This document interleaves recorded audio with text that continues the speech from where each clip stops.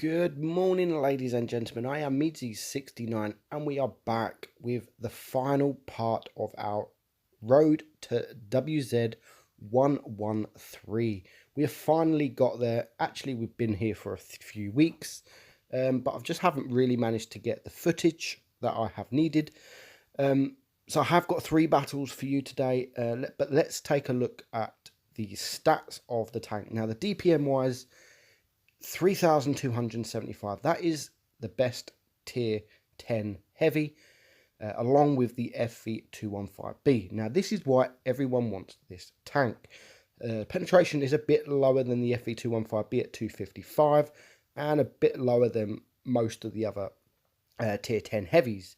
It has the 400 alpha with a rate of fire of 8.19, which is exactly the same as the FV215B.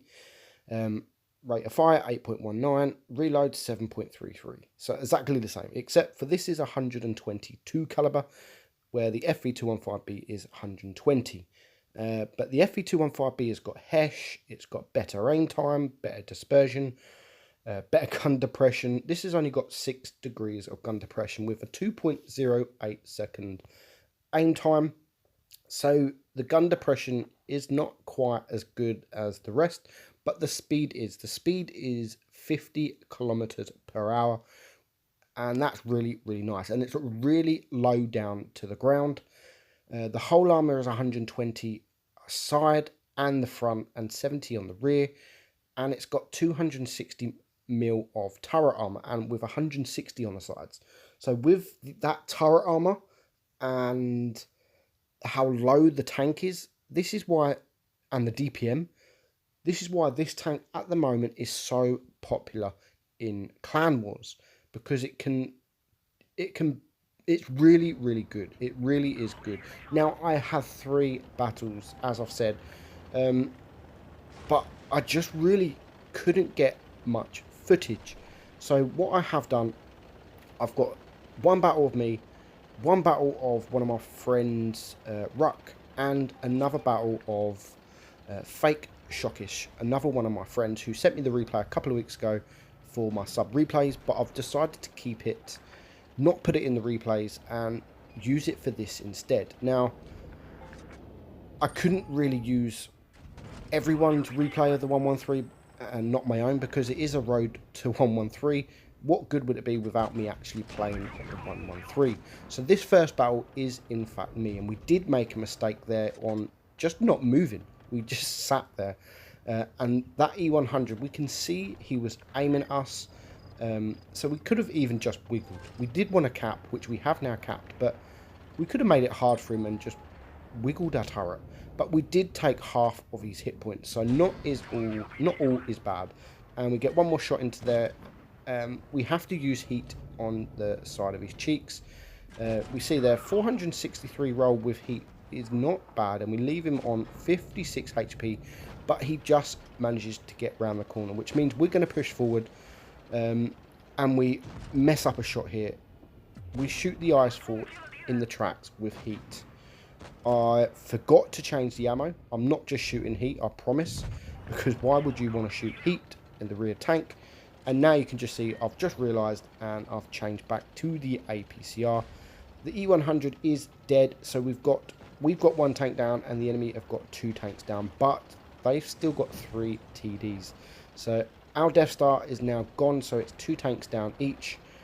So we do need to be careful, because as I've said, there is 3 TDs, 3 big TDs, a Grill, a Death Star, and this E3. He just turns before I get there. So we do load the heat, and we do get 1 into his hatch, and he misses his shot in return to us, which means we can poke forward, use the low, very small gun depression that we have got. But now he decides to angle, which means we can shoot him right in that hatch, and we can get him gone. So now there is just 3 tanks left, and we're going to now focus on this Grill. And it's quite funny in a minute. So there's a Grill here, and my teammate in the Grill. So we do shoot him for 510 alpha. He does shoot us in return, And we're going to go for the ram, which is actually a mistake because now I'm a one-shot and we just track him. Now we've got a grill behind me. Who's going to shoot? Is he going to shoot me? I shoot him. Doesn't quite kill him. The grill shoots my teammate. He misses. My grill teammate bounces on his gun with the HE, and it does nothing. The splash damage does absolutely nothing because it hit the gun, which meant I can clear him up. And it wasn't actually a bad battle. We do finish on 3.9k damage. We do lose a bit of credit because of the heat we shot. We shot quite a lot of heat, but it was a first class, so 1450 XP. We caught a few bases. Well, we caught a base. We got a few kills, 1400 assistant damage, and 440 victory points in supremacy. Now, this battle, the damage is much more, but the XP is actually less than my battle. So this is Ruck, a very, very good friend of mine, and they're going left. So there's 3 mediums on each team, all looking good. All the team coming this way. So it starts off pretty good. There is a TD at the back, which I believe is the Jaegeru. He's just going to sit there, which is not a bad position, to be fair. It's a really good position, and that was a lovely shot on that T-54, and he gets a bounce in return. And now all the enemy are being opened up, so he's going to try and focus the T-54. He can't shoot the T-54, so he's going to push forward a little bit, and he's going to try and get some targets and pretty much help his team out. So there's a Leopard that is around the corner. There's a Leopard 1 there, which he does take a snapshot and he does miss. But he's, at the minute, he's not getting pushed. He's in a safe place. He tries to aim. He couldn't quite get the Leopard 1, but he's going to now poke around the corner. He could have actually used HE there, but I would have probably done the same. He didn't really have time. He wanted to get that shot and get out of there. But now he does switch to HE. But he couldn't get the shot off. Takes another shot up there on the Leopard 1. The Leopard 1 is not a great player as he's just sitting there. And the third time, lucky, he does manage to get shot in. But at this stage, they are 2 tanks down. So it is a 5 against 7. So they do need to play safely. He needs to try and save his hit points. He did get another shot into that Leopard 1. He's got 2 tanks to his right, the IS-8 and the T-54, but the Type 61 now takes out that Leopard, who was pretty much their spotter before these heavies come up. IS-8 makes a huge mistake and just decides he wants to YOLO, and the T-54 there, lovely 500 max roll into the T-54, and now he's just going to push forward. He's going to get one more shot into the side of him, and the Jaegeru clears him up. So it's quickly changed to now they are in the advantage. The E75 is just sitting there. E5 takes out that Type 61, which means he's now here in this corner at the minute alone against the E5 and the Leopard 1.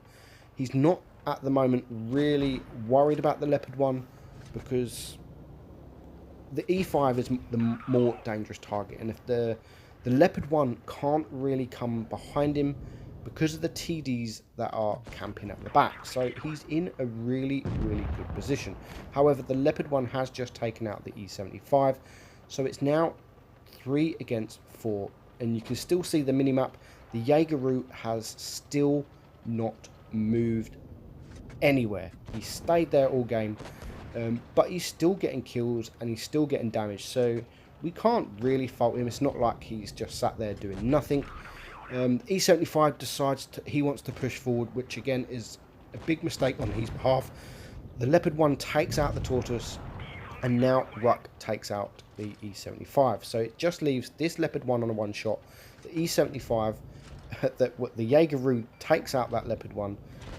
So he's not just sitting at the back doing nothing. So which means now Ruck can push this E5, although he does have to be careful because there is a Death Star somewhere.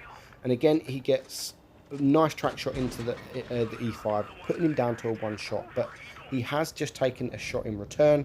He does manage to kill him, but now he is a one shot, and now he's telling the Jaegeru to move. Jaegeru, affirmative, no problem. And he starts moving. So fair play to that Jaegeru. Yes, he's just sat there, but he did start moving. He didn't get very far because the Death Star has now opened him up, but he's just shot the Death Star. He's not quite, unless the Death Star uses Hesh, and he manages to get him at the right spot. He's not quite a one-shot to this Death Star. So he does decide to push forward. The Death Star just goes out of Ruck's sight, can't see him, but the Jaegeru gets one last shot into him, and Ruck managed to get the kill. So very nice battle from Ruck. 1400 block damage, 5900 damage, and that's only a first class. 1436 XP. So much more damage than me, but still less XP because it wasn't supremacy, and 300 assistant damage there. Now moving on to our third and final battle. This is Fake Shockish. So I'm going to call him Shocky, as I have always called him. And it's a very, very nice battle. Bit unfortunate in some parts, and I'll point that out when we get there. So they're going towards C. So the enemy have got 2 mediums. They've got 2 mediums and a light tank. And already the enemy start capping B. So Shocky decides to leave C, and he decides to see, that was my TV turning off in the background, and he decides to see if he can spot those at B, but he can't get any shots into those that are capping the base. So his team are, lovely shot there into that FV. His team are now capping, or are going to cap C, and he's just going to sit here and hold the line, and he holds it very, very well. You've got the E100 there, who is in a bit of a sticky position. He can't really do much there, and Shocky, he's just penning him, and you can see the E100 hasn't looked at Shocky at all, hasn't tried shooting him. Now we've got the M103 at the back, so he's going to aim for the M103 because that's an easier target. Sorry, it's an easier target for him, so he gets one shot in. Just before the M103 goes out of sight, he gets another shot. And now this is where a lot of the team are getting open. So he knows now where the majority of the team are. Just as he's dealing with this E100, there it comes a mouse. Pushes up, gets a nice high roll into the mouse's cheek. He does use the heat. And now we've got the M103 poking around. Can he get him? No, he can't. But can he get him on that hatch? Now, that is a lovely shot. Now, this is where it is a bit unlucky for Shocky. He's aiming at the cheeks, and the E100 comes and rams him, which meant he messed up his shot. Now, it doesn't mean that much, but when you see the damage at the end, I would be a bit disappointed with that shot as well. But he managed to get one more shot into the mouse. They've got 2 caps, so it is 5 against 5, and I still love what he does here. He's full health, they're winning on cap point, or they got the cap points, and he's got the waffle in front of him. Every time he shoots, he's pulling back, he's saving them hit points. He's not wasting any hit points whatsoever until it's necessary. Hit points might come in handy a bit later on. Not so much this battle, but I just like the way that he wasn't getting rid of any of these. He wanted to save as much hit points as he possibly could, and that is how you should play. That is really, because hit points come in handy, especially later on in the game. You might need them hit points. But now the Death Star is gone, which is 5 against 2. He's already done 5.7k damage. The Leopard's just taken out the bat chat, and I absolutely love what Shocky does here. So he knows what damage he's got because the banners are coming up. So he gets another shot there, damage blocked, 6,200, which not quite correct on the side. Now he leaves the Leopard. The Leopard's 96 HP. There are 970 cap points. He ignores the Leopard just to try and get that bit. They've won no matter what. He just wanted that little bit more damage. But unfortunately, it didn't pay off. And he didn't get any more damage. But he finished that battle on 6.8k damage, and he gets the ace. So well done. Thank you both for sending me them. And that is the 113, guys. One of the best tier 10s at the moment. So I hope you enjoyed the video, and I'll see you all soon.